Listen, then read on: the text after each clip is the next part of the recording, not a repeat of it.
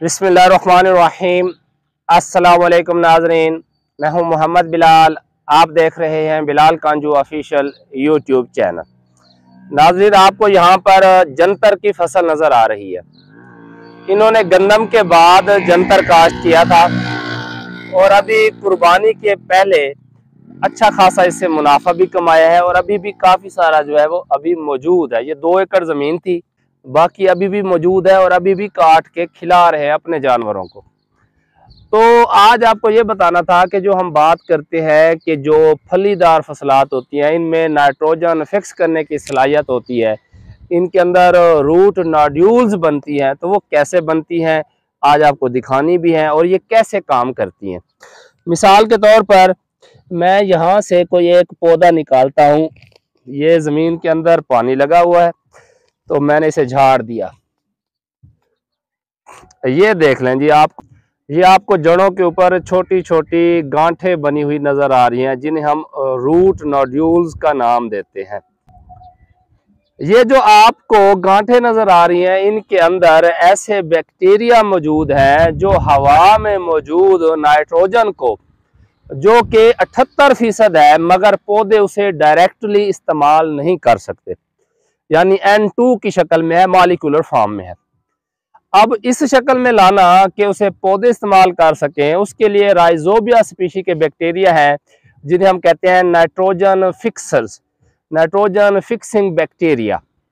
अब होता क्या है कि ये जो आपको जड़ों के ऊपर बारीक बारीक बाल नजर आ रहे हैं, जिन्हें हम कहते हैं रूट हेयर, ये जो रूट हेयर है, यहाँ से कुछ मिनरल्स पौधे की जड़ें खारिज करती हैं जमीन में, उसकी तरफ ये नाइट्रोजन फिक्स करने वाले बैक्टीरिया खींचे चले आते हैं। जब ये बैक्टीरिया इस तरफ आते हैं तो फिर आके ये इन रूट हेयर को, ये जो जड़ के बाल हैं, इनको इन्फेक्ट करते हैं और यहाँ से खुराक हासिल करते हैं। आपको पता है पौधे के अंदर जूस होता है, सैप होता है, इसी तरह जड़ों में भी होता है, जो कि ऑर्गेनिक मवाद होता है, ऑर्गेनिक मटेरियल होता है, ऑर्गेनिक खुराक होती है। तो वो जो बैक्टीरिया हैं जो इन रूट सेल्स को, जो रूट हेयर्स हैं, इनके ऊपर हमलावर होते हैं, इससे खुराक लेते हैं, इसके अंदर मल्टीप्लाई करते हैं।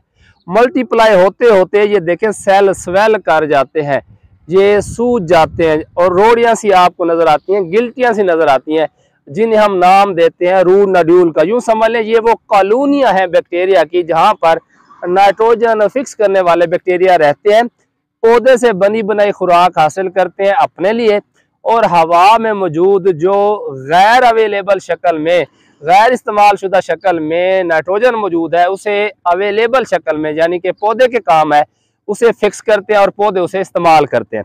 यानी दोनों का फायदा होता है, एक नहीं है कि एक का फायदा और दूसरे को नुकसान हो, ऐसा नहीं है, बल्कि दोनों का फायदा है।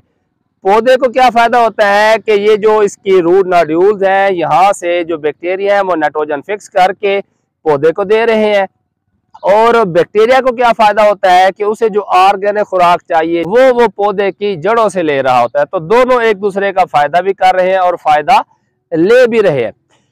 अब फलीदार फसलात में बहुत सारी फसलें हैं, जिनमें आपने गवारे का नाम सुना होगा, जंतर हो गया, लूसन, बरसीम, इसी तरह हमारी दालें, मूंग, माश। बहुत सारे दोस्तों ने गंदम के बाद जो है वो मूंग काश्त किए हुए हैं। अब उससे ज़मीन के ज़रख़ीज़ में इजाफा होगा, आगे मौसमी में कई काश्त कर देंगे, तो इनके ऊपर इंशाल्लाह तफसीलन मैं अलहदा वीडियो बनाऊंगा। तो आपके आखिरी सवाल का जवाब देना चाहता हूँ कि हमारे बहुत सारे काश्तकार हज़रात ये सवाल करते हैं कि क्या हर फलीदार फसल नाइट्रोजन फिक्स करती है? मसलन राय में भी तो फलियाँ होती हैं, किनोले में भी तो फलियाँ लगती हैं, तो क्या वो भी नाइट्रोजन फिक्स करते हैं? इसके ऊपर मैं तफसीलन वीडियो बना चुका हूँ कि अगर आपने ये देखना हो कि ये जो फसल है इसका ताल्लुक लेग्यूमिनोसी ख़ानदान से है या नहीं है, ये नाइट्रोजन फिक्स करेगी या नहीं करेगी, तो आप उसकी फलियां खोल के उसे मुआजना कर सकते हैं। दोनों में वाज़ेह फ़र्क है, जो वीडियो मैं आपको एंड स्क्रीन पर शेयर कर देता हूँ। इसके अलावा एक और अहम बात कि ये जिस स्टेज के ऊपर ये जंतर पहुंचा हुआ है, ये कोई मुनासिब स्टेज नहीं है इसे ज़मीन के अंदर रोटावेट करने की। 50 दिन का जंतर हो, ज़्यादा से ज़्यादा 60 दिन का जंतर हो, तो उसे ज़मीन के अंदर रूटावेट कर देना चाहिए। अमूमन कहा जाता है 50% फूलों पर आए तो इसे रूटावेट कर दें।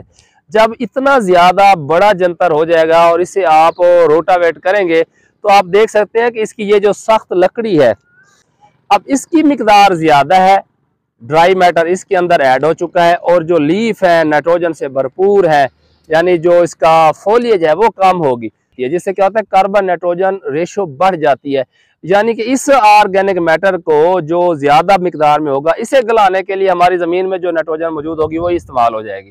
तो इसीलिए इसको अर्ली स्टेज के ऊपर जब इसके अंदर कार्बन नाइट्रोजन रेशो एक मुतनासिब मिकदार में होती है, उस वक्त रोटावेट करना चाहिए। बहुत ज्यादा जब हम इसे खड़ा करके बहुत ज्यादा बड़ा करके उसके बाद ही रोटावेट करते हैं तो फिर उतना फायदा हासिल नहीं होता जितना 45-50 दिन की फसल या 60 दिन की फसल को रोटावेट करने में होता है। अब अगर मैं कहूं कि जब आपने इसे रोटावेट करना है साथ में आधी बोरी यूरिया भी डाल दें, तो आप कहेंगे ये कौन सा पागलपन है, 3000 की बोरी है और ये कह रहे हैं कि आधी बोरी यूरिया भी डाल दें।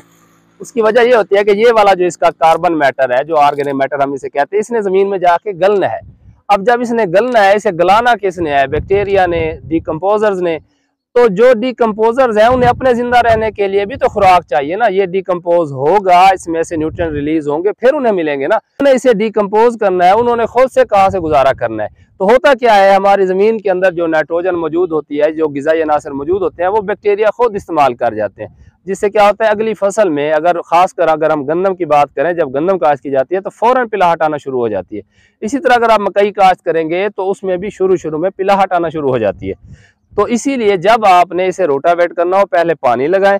पानी लगाने के साथ आपने जब वत्तर हालत पर आए इसे रोटावेट करना है, और रोटावेट करने से पहले आधी बोरी यूरिया का कम से कम छटा कर देना है। उसके बाद जब आप इसे रोटावेट करेंगे तो वो जो नाइट्रोजन यूरिया से सप्लाई होगी वो उन बैक्टीरिया की पॉपुलेशन बढ़ाने में मदद देगी, उनको खुराक मुहैया करेगी, जिससे उनकी तादाद बढ़ेगी और इसकी डिकम्पोजिशन जो है वो बेहतरीन तरीके से होगी। ऐसा तरीका तो यह है कि कम अज कम 2 से 3 हफ्ते पहले, वैसे तो महीना रिकमेंड किया जाता है, 2 से 3 हफ्ते पहले अगली फसल काश्त करने से पहले इसे जमीन के अंदर रोटावेट कर देना चाहिए, ताकि ये गल सड़ जाए और अवेलेबल शक्ल में आ जाए, ताकि आप अगली फसल काश्त करें तो उसका स्टार्ट ही बड़ा भरपूर होना चाहिए। इसके अलावा अगर आपका कोई एक्सपीरियंस है तो कमेंट करके जरूर बताइएगा। ये एक लर्निंग प्रोसेस है जो हम मिलकर सीखेंगे। दुआ में याद रखिएगा। अल्लाह हाफ़िज़।